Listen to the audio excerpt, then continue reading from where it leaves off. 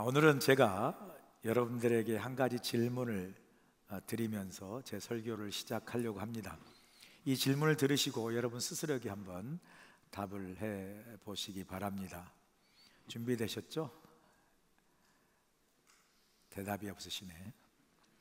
자, 질문은 여러분이 자녀를 키울 때 자녀가 계시는 부모님이면 대답해 보시면 좋겠습니다. 여러분의 자녀를 법 아래에서 양육하시나요? 은혜 아래에서 양육하시는가요? 여러분은 자녀를 무슨 방법으로 양육하고 계십니까? 법입니까? 은혜입니까?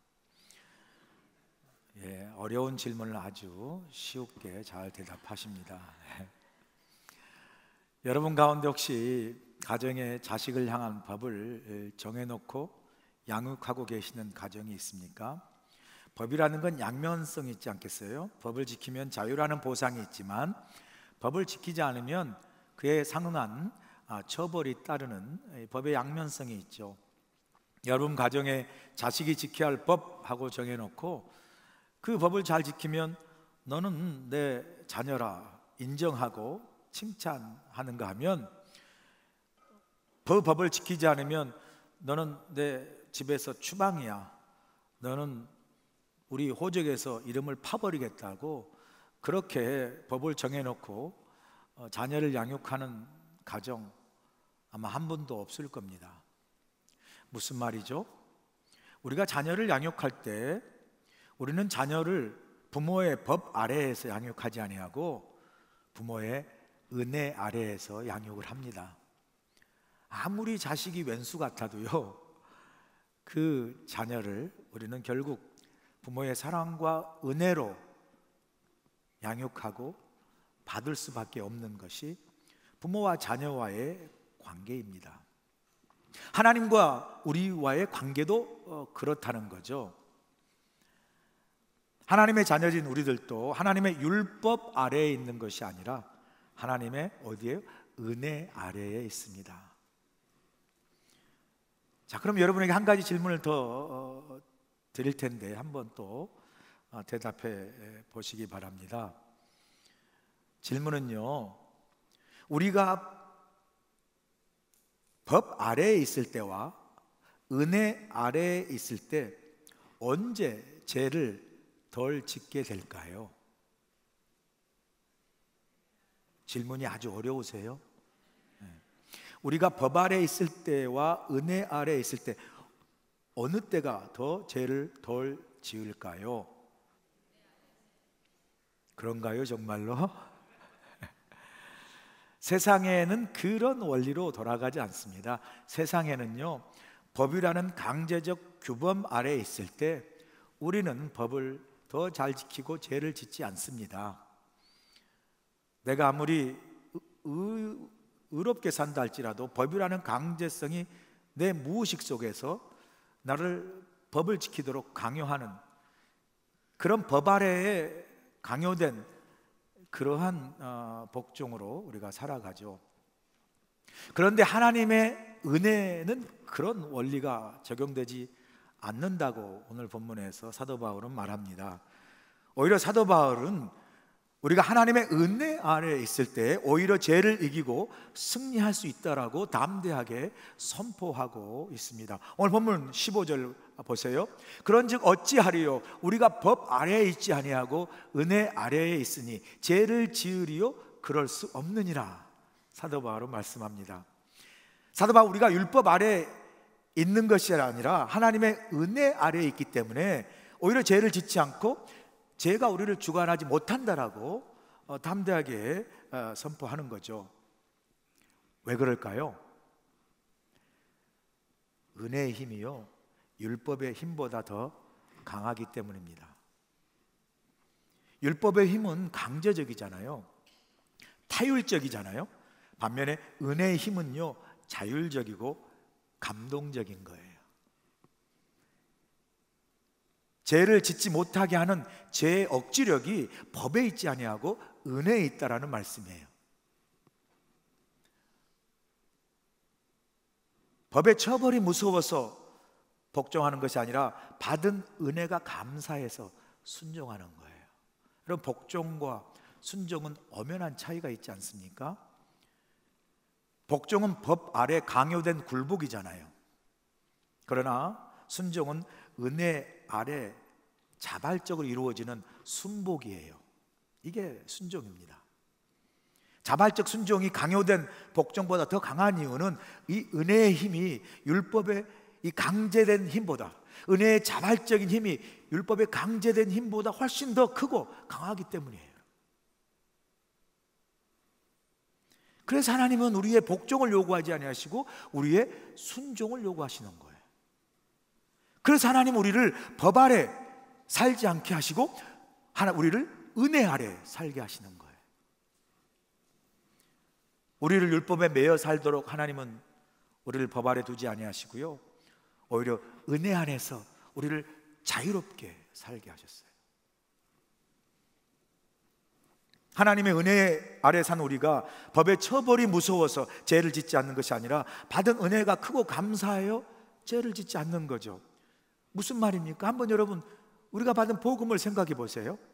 내가 율법 아래에 있을 때 우리는 항상 그 율법 아래에서 하나님의 처벌을 피할 수 없는, 그래서 하나님 앞에 언제나 죄인으로 죽음의 심판을 받아야 할 비참한 운명 속에 우리가 살아가고 있지 않았습니까? 그랬던 우리가 하나님의 전적인 은혜를 통해서 죄사함을 받고 구원을 받아 하나님의 자녀가 되고 영생을 선물로 받은 이 복음을 통해서 받은 은혜, 이 축복을 깨닫고 난 우리는 더 이상 죄를 범하며 살 수 있을까? 사도 바울은 절대 그럴 수 없다라고 말씀합니다. 이 말은요, 우리가 다시는 죄를 범하지 않는다는 것을 의미하는 것이 아니에요. 우리가 다 경험하지 않습니까? 비록 우리가 하나님의 은혜로 구원을 받았지만 우리는 여전히 연약한 육신을 가지고 살고 있습니다. 그러기에 언제나 우리는 육신의 욕망과 탐욕에 노출되어 있어요. 우리가 언제나 죄를 지을 가능성이 활짝 열려 있다는 거죠. 이것이 육신의 몸을 갖고 사는 우리 인간의 실존의 한계잖아요. 그렇다고 성경 우리에게 분명히 말합니다. 그렇다고 우리가 죄에 대해서 절망할 필요가 없다라고 말씀합니다. 왜냐하면요, 우리에게 죄보다 더 강한 하나님의 은혜가 있기 때문이라고 말씀하죠. 육신의 연약함으로 설령 우리가 실수로 죄를 범한다 할지라도 하나님의 은혜 아래 사는 우리는 언제나 죄를 이기고 승리할 수 있다라고 말씀합니다. 아멘이신가요? 왜냐하면요, 하나님의 은혜가 용서 못할 죄가 없기 때문에 그래요. 하나님의 은혜 아래 사함받지 못할 죄는 없기 때문이에요. 그래서 언제나 하나님의 은혜는 죄보다 더 강한 것이 복음을 통해서 우리에게 주시는 메시지예요.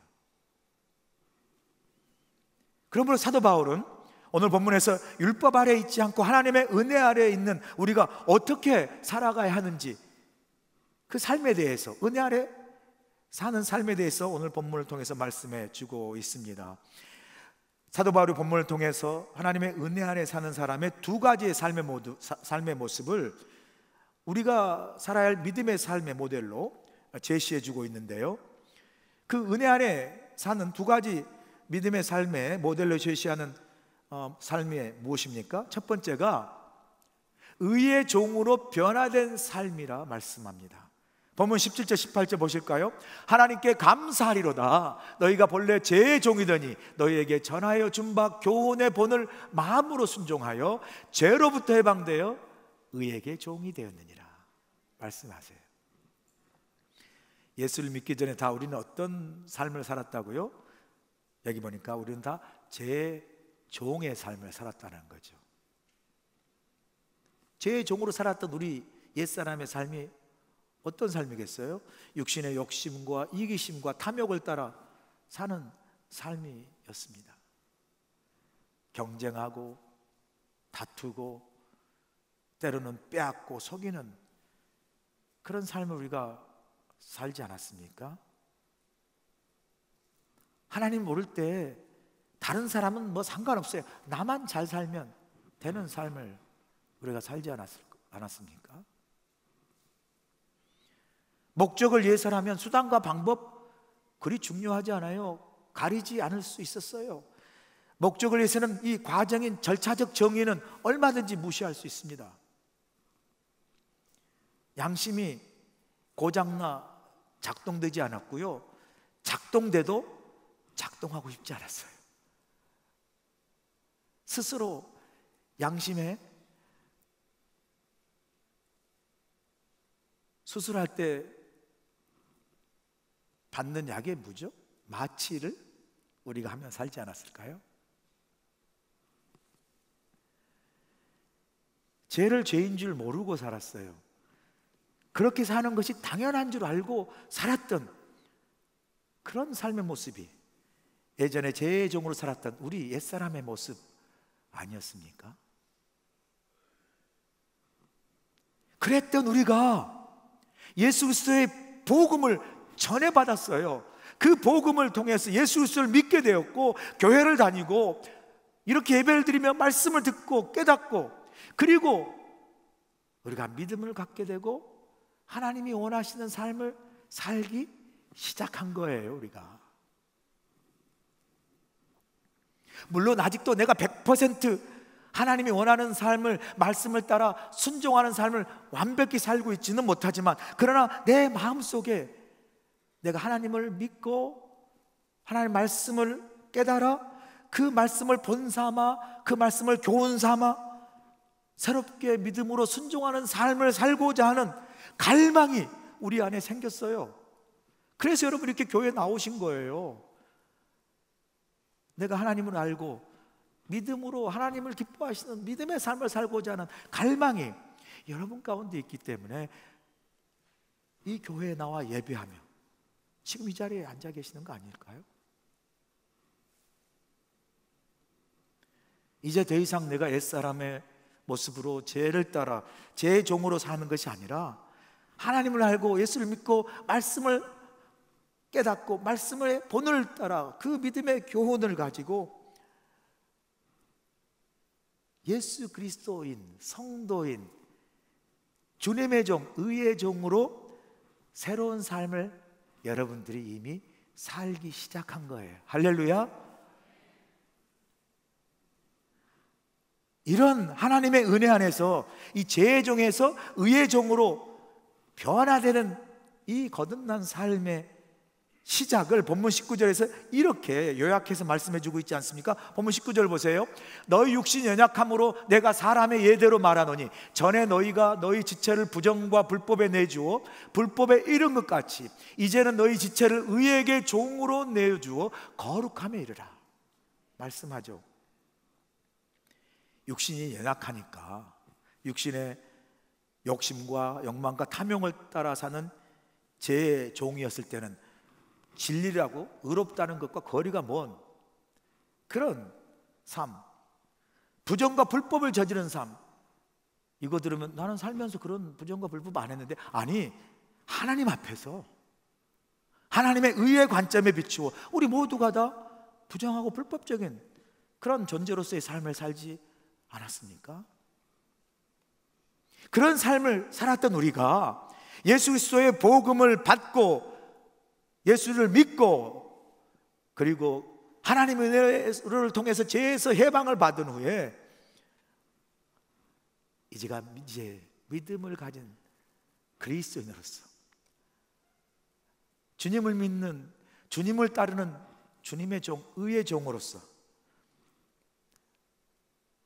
옛사람과 다른 새로운 삶을 살고자 하는 새로운 변화의 삶을 우리가 이미 시작한 사람, 이 사람들, 저와 여러분이 바로 믿음의 사람인 것을 말씀하는 거죠. 그래서 오늘 19절을 자세히 보시면 이 두 구절을 주목해야 되는데요, 하나는 이 전에라는 구절이고 또 하나는 이제라는 구절이에요. 보시죠. 너희 육신이 연약함으로 내가 사람의 예대로 말하노니 전에, 과거에는 in the past 너희가 너희 지체를 부정과 불법에 내주어 불법에 이른 것 같이 이제는 from now on 이제는, 지금은 너희 지체를 의에게 종으로 내주어 거룩함에 이르다. 여기 보시면요, 제 종으로 살았던 옛날에는 깨닫지 못했던 그런 우리가 예수 믿고 난 후에 분명한 삶의 변화의 분기점이 있지 않습니까? 전에와 이제의 분명한 변화의 분기점을 가진 삶을 사는 사람이 그리스도인이라는 삶이라고 우리에게 말씀하는 거죠. 그래서 예수 믿는 우리에게는 이렇게 전의 삶과 이제의 삶에 분명한 변화의 분기점이 있어야 된다는 거예요. 예수 믿기 전에도, 예수 믿고 난 후에도 물에 물 탄 듯 술에 술 탄 듯 그런 삶이 아니라, 예수 믿기 전에는 나 옛사람의 삶과 예수 믿고 난 이후에 이제는 이 삶에 변화가 분명한 변화의 분기점이 우리 삶에, 저와 여러분 삶에 있기를 주님을 간절히 축원합니다. 한국 교회사에도 보면요, 예수 믿기 전에와 믿고 난 이후가 분명한 삶의 분기점으로 인해서 하나님께 정말 영광을 돌리고 한국 교회사에 큰 부흥을 일으켰던 많은 중요한 우리 믿음의 선배들이 있는데요, 그 중에 한 사람이 바로 유명한 김익두 목사예요. 유명한 한국 교회사의 부흥을 이끌었던 위대한 부흥사인 김익두 목사님이 계시는데요, 이 김익두 목사는 원래 평양의 유명한 깡패였습니다.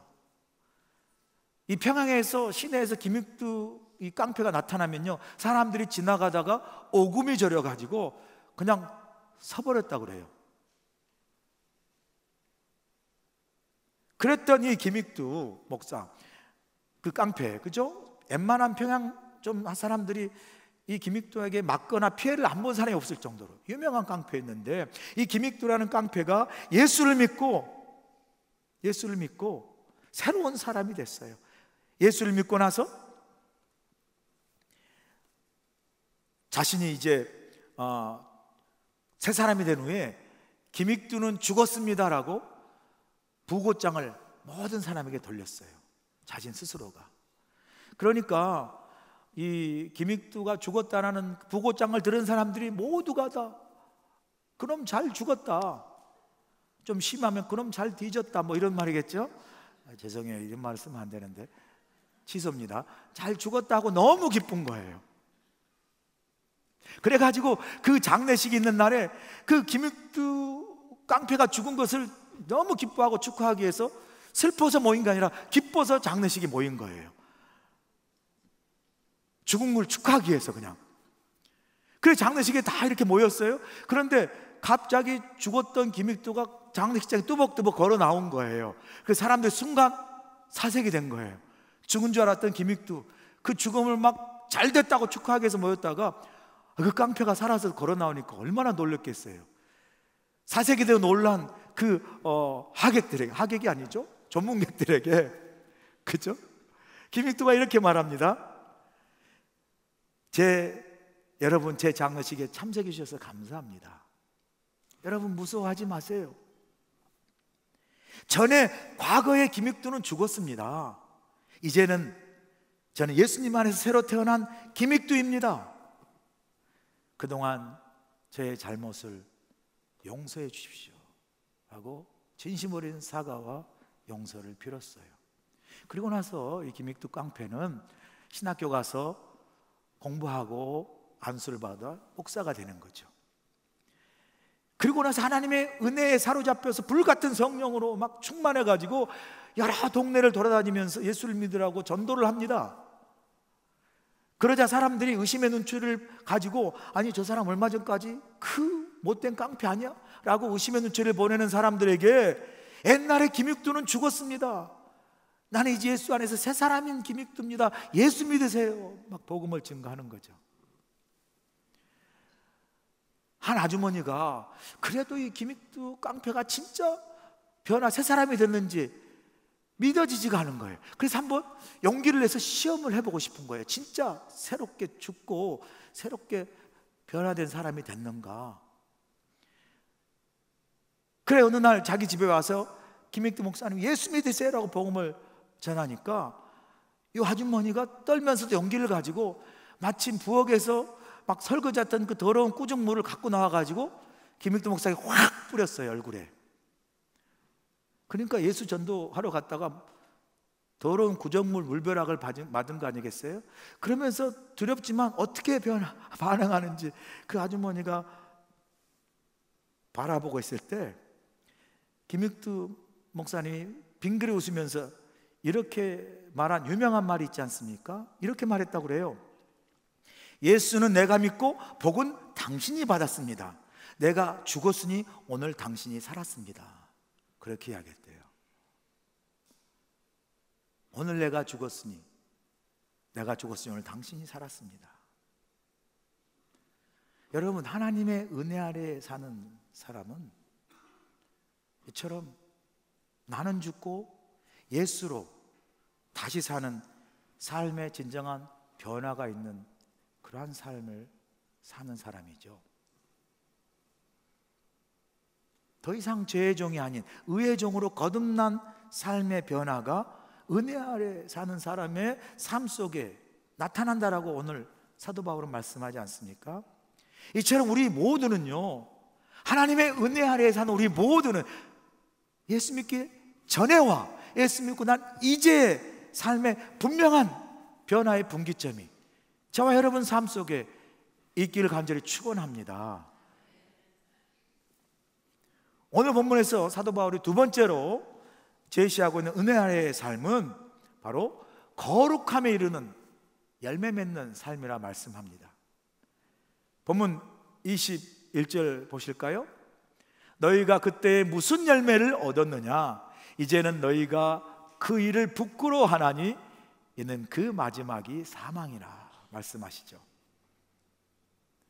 사도 바울은 우리가 죄의 종으로 거리가 먼 하나님을 알지 못하고 예수 믿기 전에 우리의 삶을 향해서 이렇게 묻고 계세요. 그때 너희가 무슨 열매를 맺고 살았느냐라고 물으세요.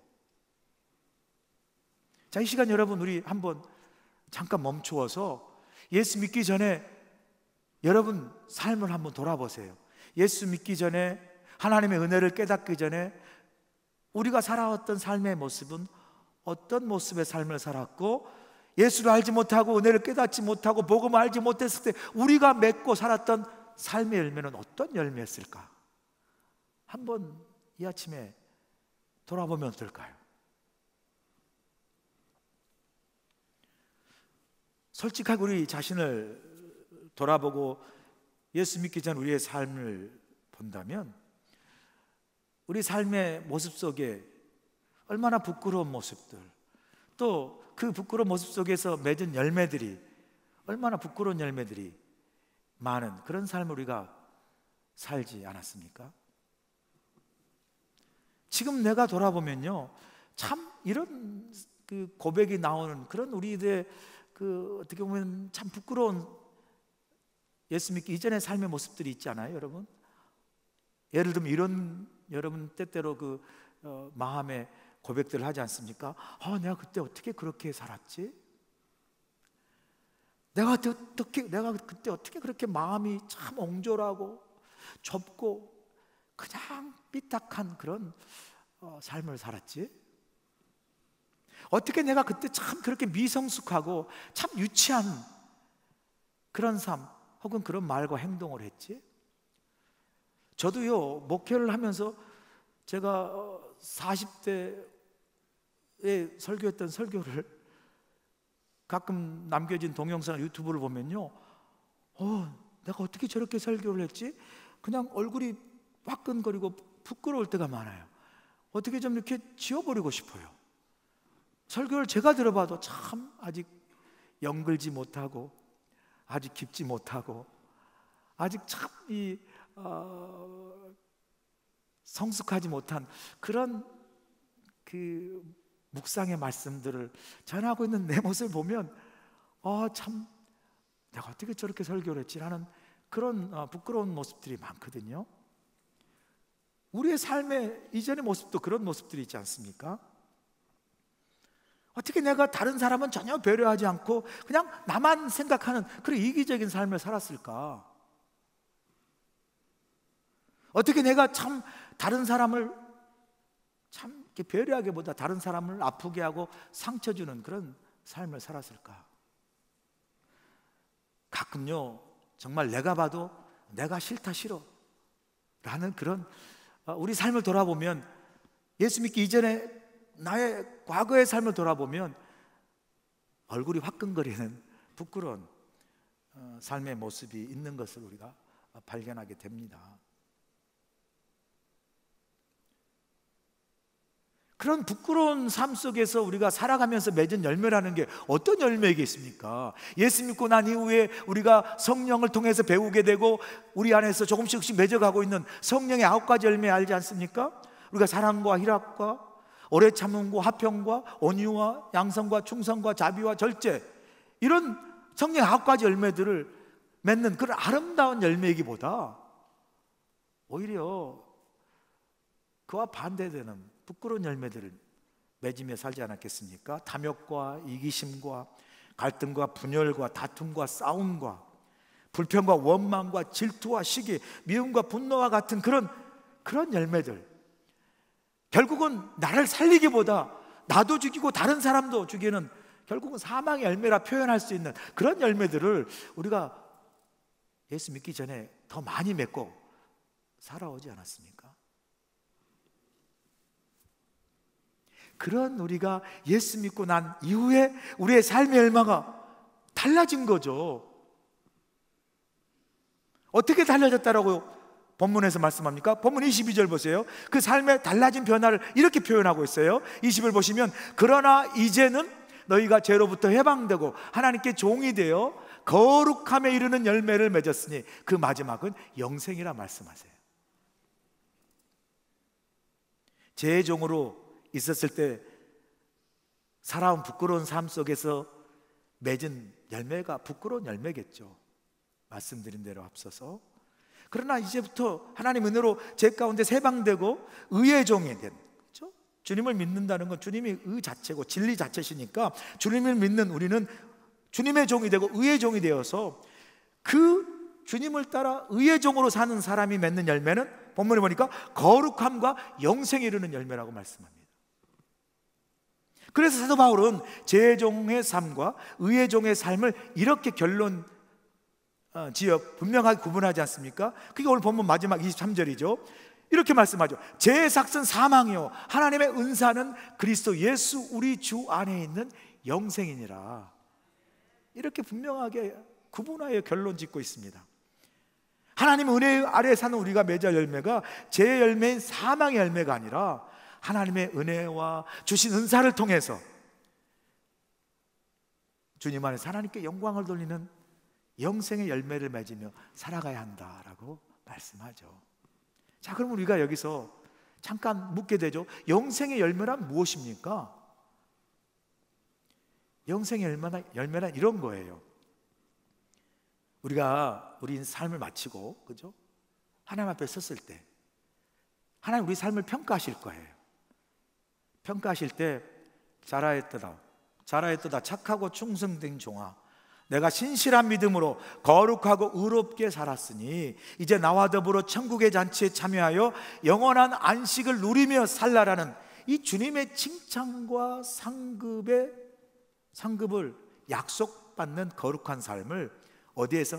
이 땅에서 믿음 안에 신실하게 살아가면서 이 주님의 약속과 칭찬을 기대하며 약속받는 삶을 이 땅에 살아가는 것을 말씀하는 거죠.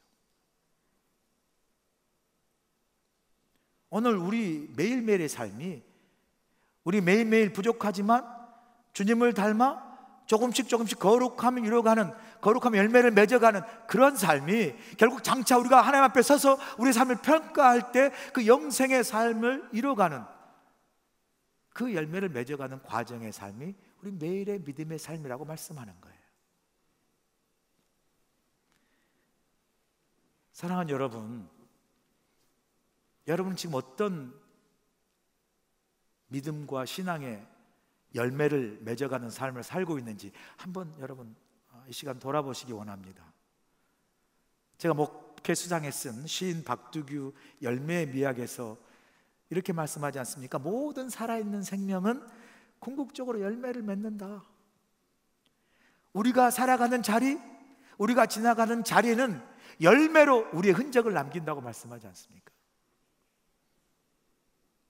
우리의 신앙의 삶도 마찬가지라는 거죠. 우리가 예수를 믿고 예수를 따라 사는 삶이라면 그 삶에 맞는 거룩함에 이르는 믿음의 열매, 신앙의 열매가 맺어간다라고 말씀합니다. 예전에 우리가 제종이었어요. 그래서 그 제종의 삶에서 맺는 열매는 사망의 열매고 부끄러운 열매였지만, 이제 우리가 예수를 믿음으로 주님과 접붙였어요. 여러분, 감 좋아하세요? 감? 여러분 가운데 쓰디 쓴 감 좋아하신 분 손 들어보세요. 저는 단감이 좋으세요? 단감 주세요. 저 갖고 올 때. 여러분은 단감 드시고 저한테 쓴 감 주지 마시고, 저 단감을 좋아해요. 예수 믿기 전에 우리가 다 제약의 쓴 뿌리로 맺었던 열매는 다 쓴 열매였어요. 그랬던 우리가 복음이신 예수님과 주님과 접붙여서 우리 안에 뭐예요? 주님의 은혜, 하나님의 은혜로 성령의 달콤하고 아름다운 열매들을 어떻게 해요? 맺어가고 있는 거예요. 할렐루야.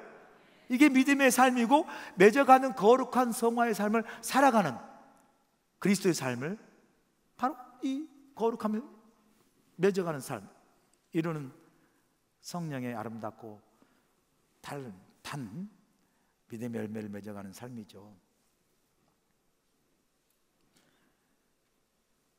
우리가 이런 믿음의 삶을 살아가는 것을, 그리고 성령의 안에서 이렇게 믿음의 거룩한 열매를 맺어가는 삶을 사는 걸 주님이 우리에게 기대하세요. 다른 말로 표현하면 주님은 우리를 향해서 신앙의 열매, 믿음의 거룩한 열매를 기대하세요. 주님이 마태복음에서 말씀하지 않습니까? 주님 안에서 아름다운 열매를 맺지 아니한 나무마다 찍어서 불에 던지울 것이라 말씀합니다. 상당히 강력한 표현이죠. 도끼로 찍어서 불에 던지겠다라는 거죠. 언뜻 들으면 상당히 냉혹한 그러한 말씀이지만, 사실은 이것은 우리를 향해서 신앙과 믿음의 거룩한 열매를 맺기를 원하시는 주님의 간절한 마음의 표현이죠. 이렇게 주님은 우리에게 믿음의 거룩한 열매를 기대하신다는 거죠. 그런데 우리가 잊지 말아야 할 것은요, 주님이 이렇게 우리에게 믿음의 신앙의 거룩한 열매를 기대하면서 동시에 우리 주님과 하나님도 열매를 맺으시기 위해서 열심히 일하고 계신다는 사실을 여러분이 기억하실 필요가 있어요. 제가 몽골에 이제 다녀왔잖아요. 몽골에 가서 있던 일인데요, 몽골에 15명의 우리 단기 선교팀이 가서 여러 사역을 나누어서, 어떤 사람은 음식 사역, 어떤 사람은 아동 사역, 어떤 사람은 이제 신방 사역, 또 어떤 사람은 이발 사역을 했거든요. 이발 사역을 이제 우리 팀 중에 이만나 집사님과 이 곽영신 집사님 두 분이 하셨어요. 이만나 집사님은 이제 여자아이들 머리 깎아주고, 우리 이제 곽영신 집사님 남자아이 머리를 깎아줬거든요. 근데 문제가 생겼어요.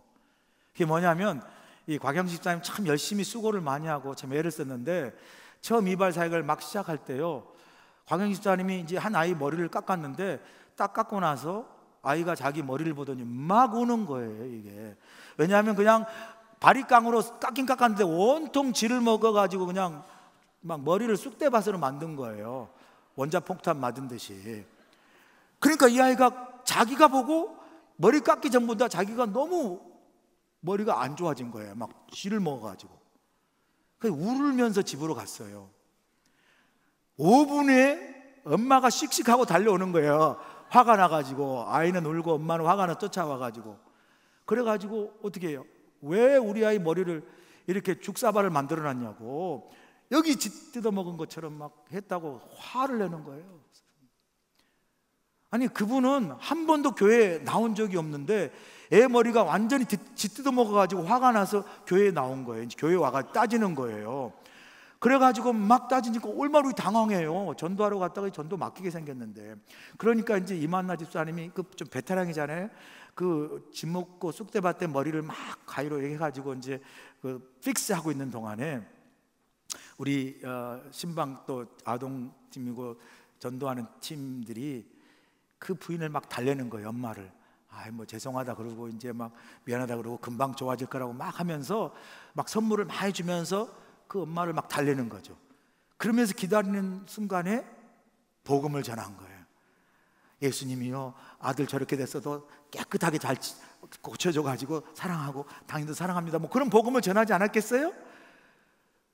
그런데 그 화가 나가지고 한 번도 교회에 나온 적이 없는데 아들 머리가 죽대박대 가지고 교회 쫓아온 사람이 그때 복음 받아들이고 영접 기도하고 다음 주에 교회에 나오게 된 줄로 믿습니다. 할렐루야. 하나님께 영광의 박수. 여러분, 한 번도 교회에 나온 적이 없는데 애 머리를 완전히 짓떠먹은 망쳐는 그걸로 인해서 교회에 나온 그 영혼까지도 하나님은 사용하셔서 영혼 구원의 열매를 맺어가시는, 우리가 한 게 아니라니까요. 우리는 진짜 큰일 난 줄 알았더니 하나님은 그 실패한 머리까지도 사용하셔서 그 한 번도 교회에 나오지 않는 그 엄마의 영혼을 구원하셨어요. 할렐루야. 하나님도 이렇게 한 영혼을 구원하시겠어요? 이렇게 열매를 내서 하나님은 지금도 열심히 일하고 계세요. 그런 하나님께서 우리에게 물으세요. 너희는 지금 무슨 열매를 맺었느냐, 맺고 있느냐 물으시는 거예요. 이 시간 우리 삶 한번 돌아보시죠. 제가 설교를 준비하면서 갑자기 생각이 드는 게, 참 세월이 너무 빠르다. 지금 10월 중순이에요, 여러분. 10월 중순. 하와이는 사계절의 변화가 없어 그렇지 한국의 10월 중순이면요, 가을이 깊어가는 계절입니다. 가을이 깊어가는 10월 중순은 어떤 계절이죠? 열매 맺는 계절이에요. 이 10월이 깊어가는 이 가을의 계절에 모든 것이 열매가 무르익어 가잖아요.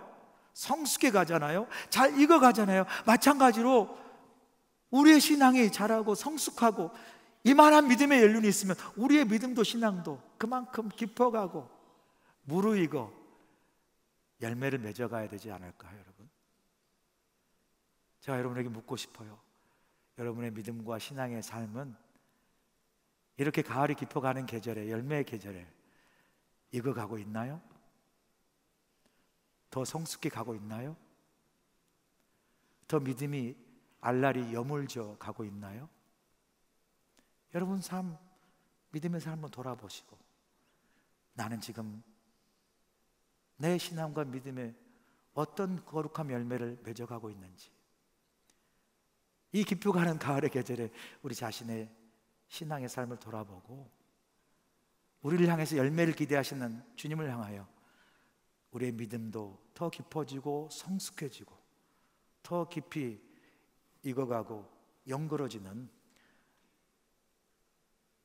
믿음의 아름다운 열매를 맺어가시길 주의 간절히 축원합니다. 기도하시겠습니다. 좋으신 아버지 하나님, 가을이 깊어가고 우리의 인생도 깊어갑니다. 이 가을이 깊어 열매 맺는 이 계절에 우리의 신앙도 연륜이 깊어가지만 혹이라도 잎사귀만 무성하고 주님이 찾으신 열매가 없는 그런 삶을, 그런 믿음의 삶을 살아가고 있지는 않은지 이 시간 우리의 믿음을 돌아보게 하시고 이 깊어가는 가을의 계절에, 열매 맺는 계절에 주님이 우리를 향하여 열매를 찾으실 때에 내가 이전보다 다른 오늘 조금 더 믿음이 성숙하고 조금 더 변화되고 조금 더 내 믿음이 영그러져 성숙하고 자라는 열매 맺는 우리의 삶, 우리의 신앙의 삶이 되도록 축복하여 주시옵소서. 예수님의 귀하신 이름으로 기도합나이다. 아멘. 이제는 우리 주 예수의 크신 은혜와 우리 하나님 아버지의 무한하신 사랑하심과 성령님의 감화 감동 역사하심이 너는 지금 무슨 열매를 맺고 있느냐 물으시는 주님께 부족하지만 하나님의 은혜 안에서 날마다 조금씩 조금씩 주님이 원하시는 믿음의 거룩한 열매를 맺어가며 세상에 나아가 하나님의 거룩한 하나님의 백성으로 세상을 변화시키며 세상을 믿음으로 승리하며 하나님께 영광 돌리는 거룩한 성화의 삶을 우리 모두가 살아갈 수 있도록 함께하여 주시옵기를 예수님의 귀하시는 받들어 간절히 축원하옵나이다. 아멘.